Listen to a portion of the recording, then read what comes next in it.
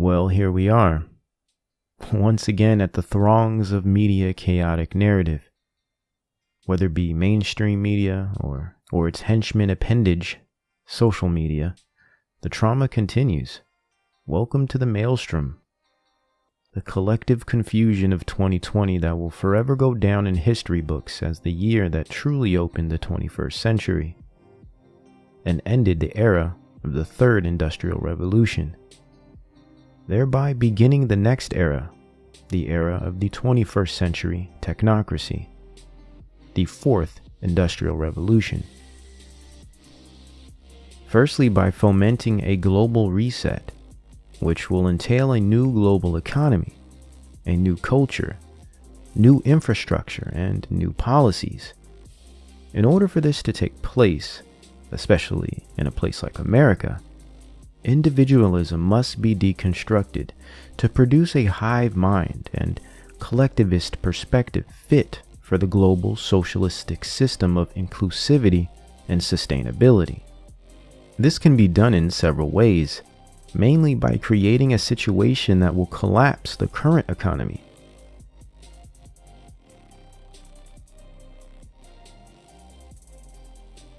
One way to do this is to get the public to support the idea of dismantling capitalism, just in time for them to usher in their global socialistic state of techno-fascism.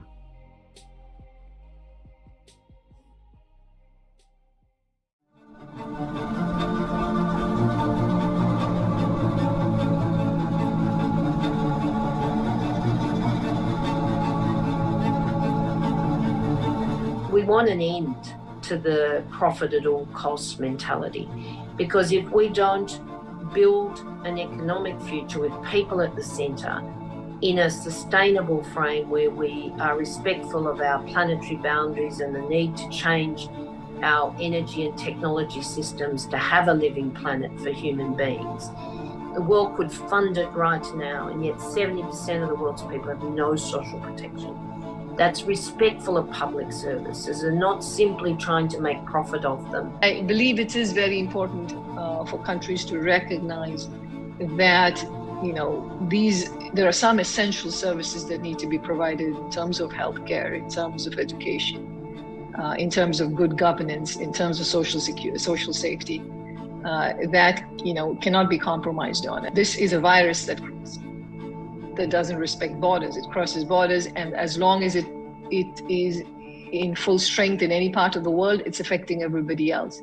So this requires global cooperation to deal with it. Countries, they have to find ways of raising revenues, and progressive taxation could be one form of it. We talked about solidarity tax that may be needed in some countries. nature strikes in ways that we cannot imagine. And we've seen one, and climate change is, could be even worse. Set up a new world order after World War II. We're now in a different world than we were then. What can we be doing differently? And the World Economic Forum, I think, has a big responsibility in that as well, to be pushing the reset button and looking at how to create well-being for people and for the earth. I think the key is to put the health of people and the planet first. And that's what's happening on COVID-19. And what we're learning from this crisis and pandemic is it is possible to switch it. A new world order. For 2020, what other important conversations do you think need to be had? We are living in a world which becomes more and more disintegrated. How to keep such a multipolar, multi-conceptual world together, I think will be at the forefront. Some people would say multilateralism has to be again cultivated in Davos. But I see also, I would call it that we have urgency in emergency related to the environmental issues, climate change, but also biodiversity and so on. We face an emergency situation. And we have not yet really the sense of urgency to address those issues. We see it now with the fires in Australia. And of course, it's relatively difficult to get such a sense of urgency if the stock markets are doing so well as we see now. So since stock markets are doing so well, meaning since the economy is perceived as stable, and this perceived stability is keeping society complacent, how could one disrupt this complacency? How could one increase the urgency of emergency, as Schwab so eloquently put it? Well, but of course, create a crisis that cannot be ignored, and be sure that it destabilizes that comfy economy. That'll shake society right out of their social media stupor. To avoid blame or discovery, as well as supply the perfect opportunity to reset society, the establishment would be most safe in constructing some type of crisis of which to bring order. Let's not forget the importance of crisis either. They are not simply opportunities for change, but they also are exempt from constitutional intervention, and sovereignty is a defunct concept, placed on a backlog or waiting list. Therefore, an international change that would not coincide with the interests of its people nor its constitution requires more clandestine methods to be realized. We are now experiencing this realization in the form of crisis, combined disasters. How about a crisis provided in the form of a phantom menace, an invisible threat? So invisible, one would not find a need to prove it exists. This would provide the opportunity to kill several birds with one stone. Essentially, weaken social morale to form a docile population ripe for detailed instruction. Destroy a long-standing system of institutions and industries that pose obstacles to the new order of things, whilst comprising the associated economy in such a way that creates plausible deniability and smooths over the imminent collapse that was going to happen anyway. So we can clearly see that the crisis has been displayed to society through the fear and mongering of viral infection, and the moral appeals to systemic racism and racial oppression. But what have both of these orchestrated psychological operations provided in response? Well, we have already discovered the economic compromise that a feigned pandemic can produce. But we also can discover the controlled demolition of infrastructure, institutional and industrial, the toppling of complete facets of society that riots and inexorable protest have contributed. Nothing makes a bigger and heavier hammer than a plethora of unparented, lost, and angry, spoiled first world children of the digital age. And once you can adjust their visions such that all that they can make out with their two eyes are different examples of nails, well, you will find yourself with a worthy weapon, more than a mere tool from the shed. And precisely here, like slaves being used to rebuild a new temple of worship, media reaction revolutions are being used to deconstruct the old world and usher in the new. Yes, precisely here, we have witnessed the weaponization of the youth, the ill and barbaric, the pissed off and tired, the pathologically progressive, and the malignant utopian. Just like climate change is not about the environment, and 𝗵𝗵𝗺𝗺 is not about keeping you safe, Black Lives Matter as a movement has nothing to do with Black lives, nor the rehabilitation of Black peoples. It has all to do with using the plight of the Black population as a ploy, or as actual matter, to be utilized to usher in a new global order, the Great Reset. This isn't about Black lives. This is a matter of mere matter, the movement of matter, feet in the streets, and destruction of objects. A war game in real time. You think this is about police. This is not about reforming police to better fit you or your community. Remember we mentioned the need for technocratic institutional and industrial change? Well, law enforcement is on that priority list. It is in need of drastic change, technological change, not socio-political. That's just the ruse to get you to wave those silly defund the police signs all day. Law enforcement needs to change for the new digital grid system, not for your civil rights needs. And it needs an excuse to be removed for the overhaul, and police brutality is the red herring. George Floyd and every other murder we are being inundated with weekly are the triggers. Yeah, here, you want to talk? Hey, no peace. Hey, listen, man. Hey, the police is out here right now amongst us. You see, when we all come together, blacks, whites, Mexicans, Native Americans, Chinese, everybody, we come together, this is what happened. It's about time. This shit we gonna be able to tell our grandkids, like, yo, we burnt this shit down. They gotta feel us. All that protesting, marching, Martin Luther King bullshit, that shit is dead. Now we gotta feel us now. They gotta feel us now, period. Look at all this, look at this. Once in a lifetime shit, man. We burnt down a police station. We ran the police off. The police was up here, we ran them off. It's about time, man. Everybody stand up, man. We here, man. Minneapolis 2020. This shit is in history. We gonna make history books with this shit, man.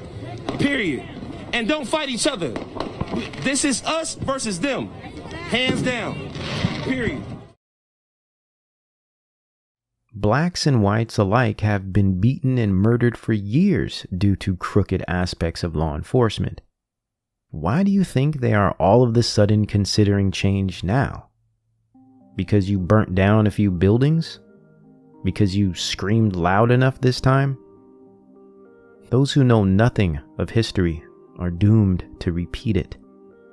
And this generation is arguably far more anachronistic than any other.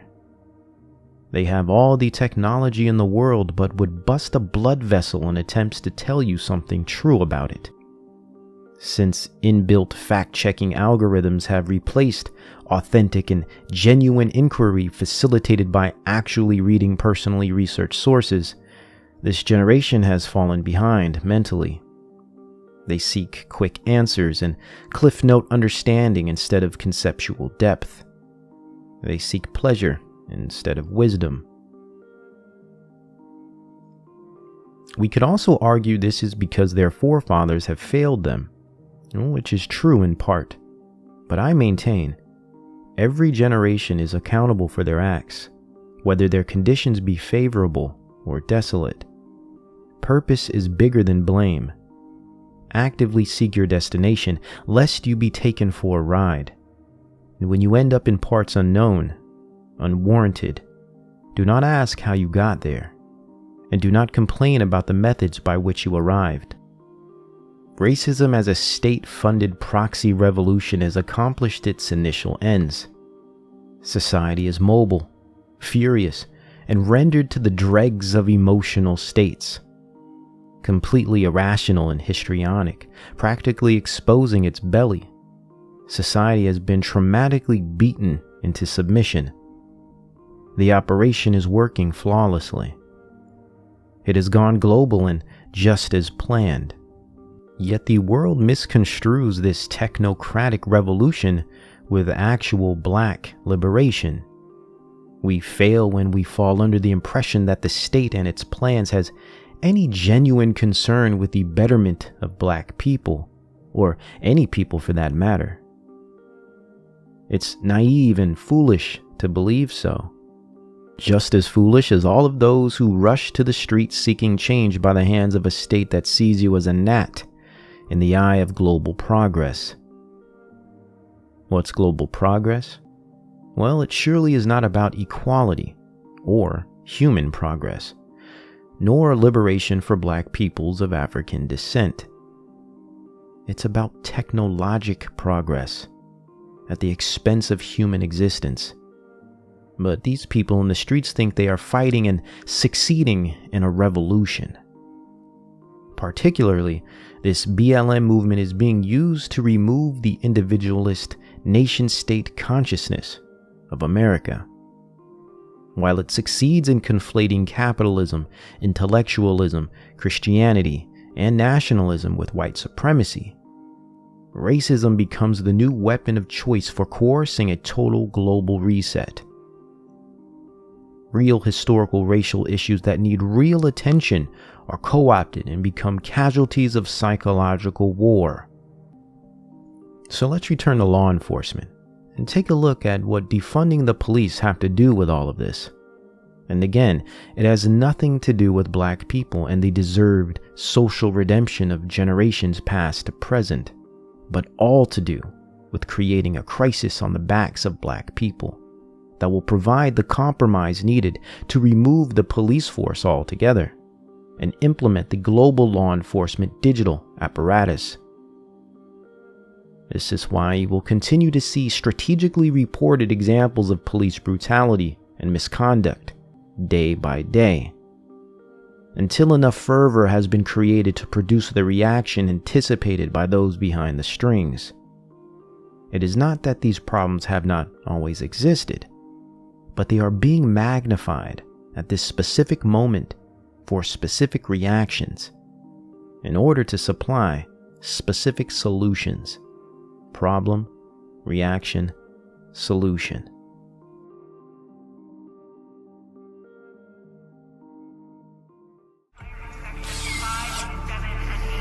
Okay, fire it up.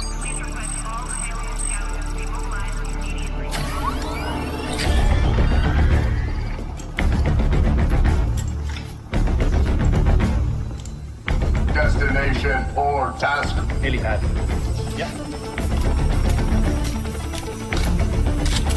Hey, 22. Just watch yourself this time, man. Affirmative. One that represents the end of crime. The end of corruption. Go! Up against the wall!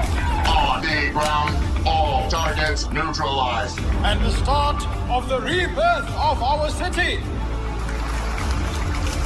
Welcome to the world's first robotic police force.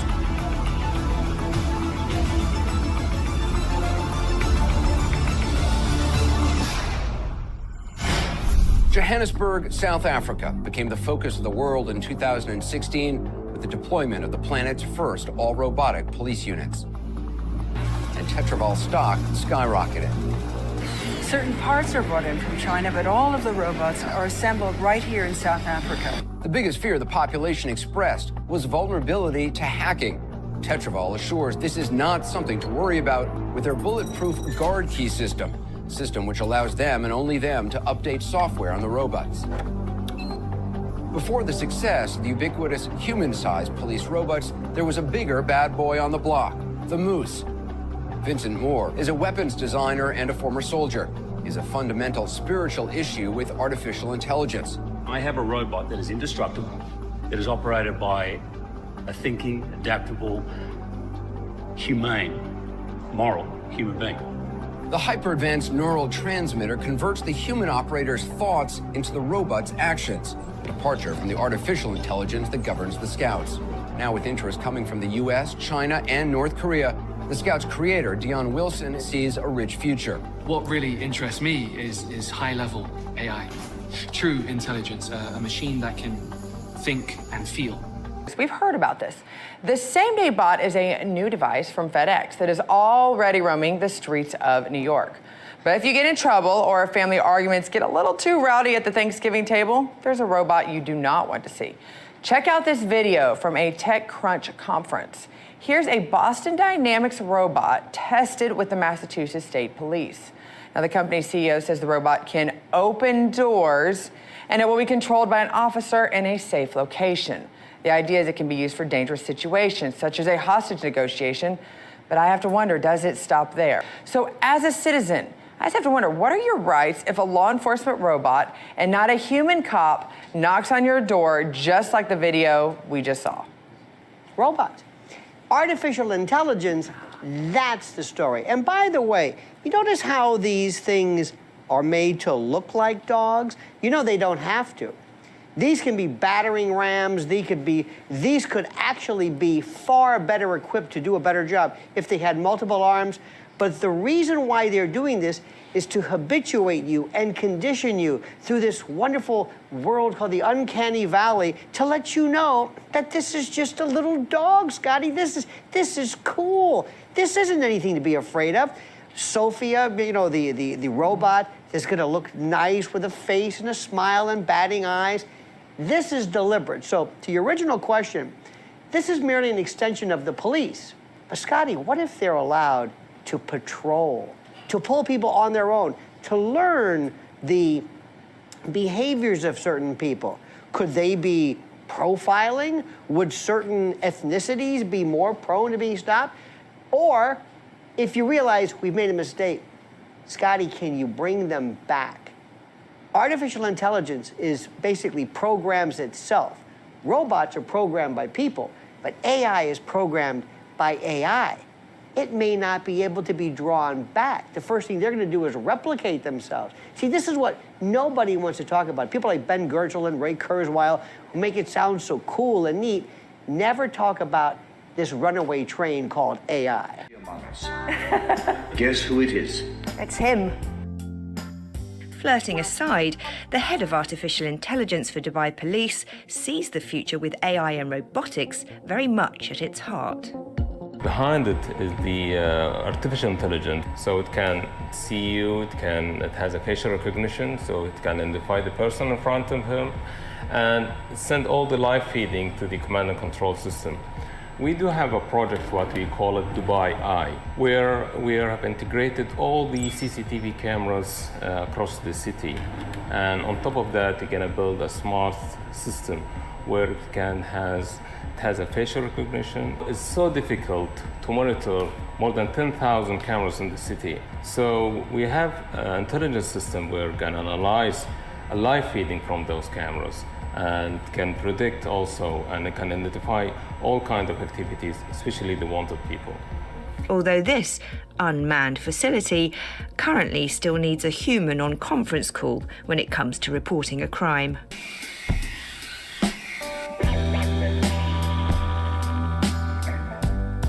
We've recently seen Chicago PD's crime-predicting algorithms, and now Dubai Police are turning their focus to preventing crimes before they even happen.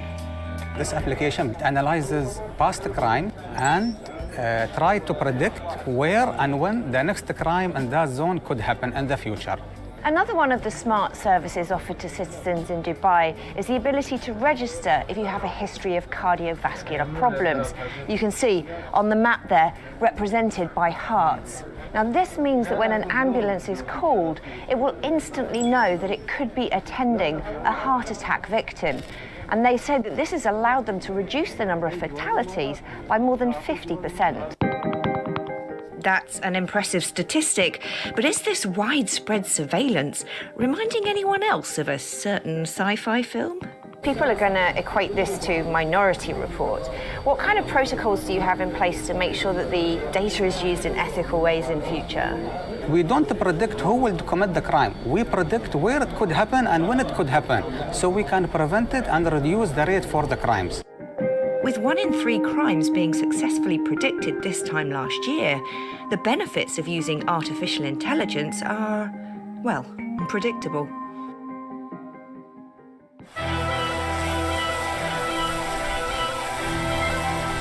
What's more surprising is that the drone team here in Dubai would like to see it taken even further. They believe they can use drones to spot a potential criminal by analysing a person's vital signs. The drone operator at the command and control can select a target and the camera will automatically lock on that target. Using some different sensors, we can identify blood pressure,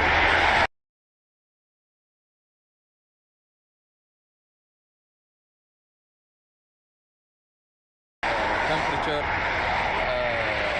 The weather itself can all play a role in the person committing a crime. You can predict if the person is willing to commit a crime or a terrorist attack or something.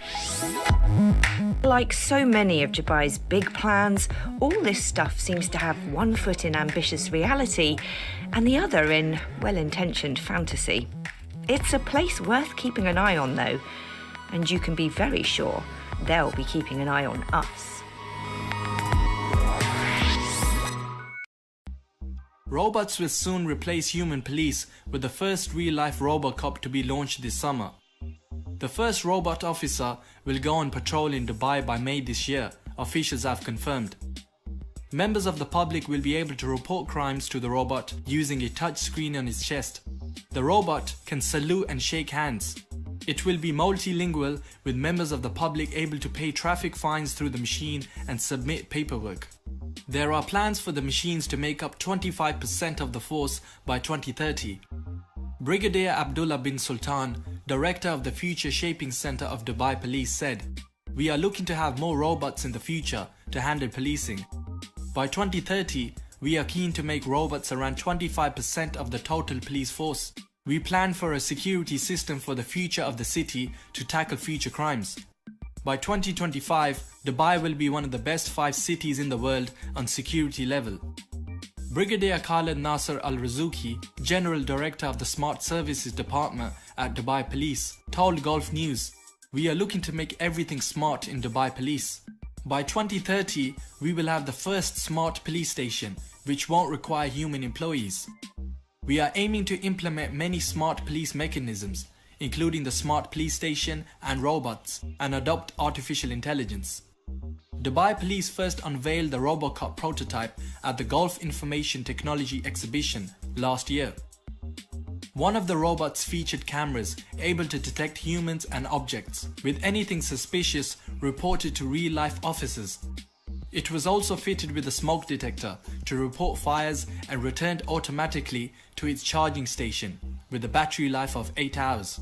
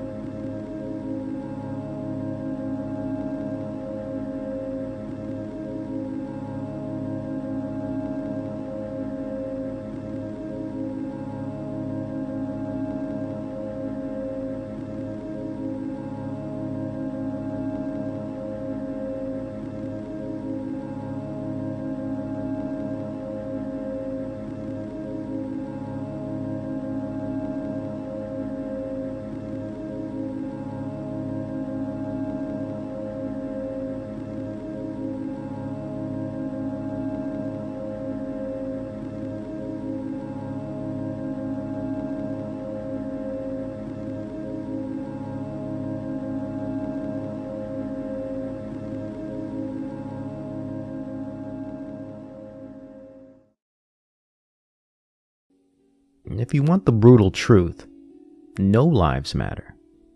You are all but simple objects, not people.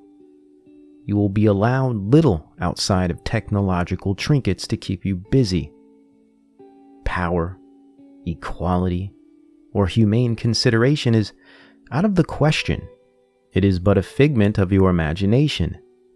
This power to the people, equality, and all the utopian nonsense Rousseau, Marx, More, Wilde, and the rest have sung into your delicate ears.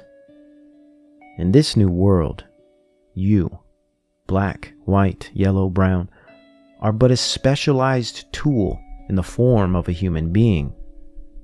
A shiny hammer to assist in building this brave new world. A new world where black people will not see rehabilitation nor liberation, but deeper enslavement, along with the rest of the multitude. The technocracy is not about race or equality. It is about faith in its methods. It is about servitude and obedience. You are merely a means to an end to which you do not know, nor its authors. And your pride, pain, and hopes are being used as ammunition against you and against society as a whole. You play but a role, a 15-second line of fame. As you post to Instagram your simulated making of history, your live-action role-play revolution, you slowly slip into a deeper state of sleep. The virtual abyss becomes your sunken place. No longer a safe space. If you want solutions, yet you are still attempting to locate them in this life, you will remain in search for things of which you will never find. See, the fallen nature of mankind is beyond the surface matters of race. All man, black and white, will hold you in contempt.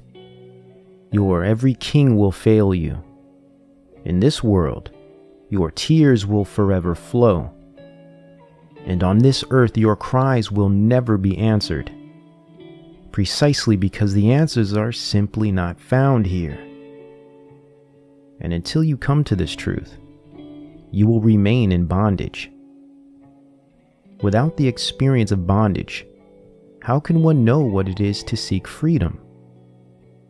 If earth were blissfully free, equal, and no pain existed, man could not know the extent of his gifts, nor would he wish to seek anything outside of himself. Choose whom you will serve this day.